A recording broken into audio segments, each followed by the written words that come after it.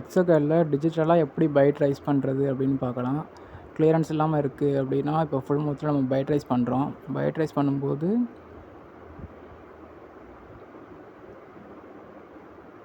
இந்த மாதிரி நம்ம நார்மலாக எக்ஸ்பர்ட் மோடில் போயிட்டு கரெக்ட் ஜா ரிலேஷன் கொடுத்து அதில் போயிட்டு 1 mm அப்படி வச்சு ரைஸ் பண்ணுறோம்.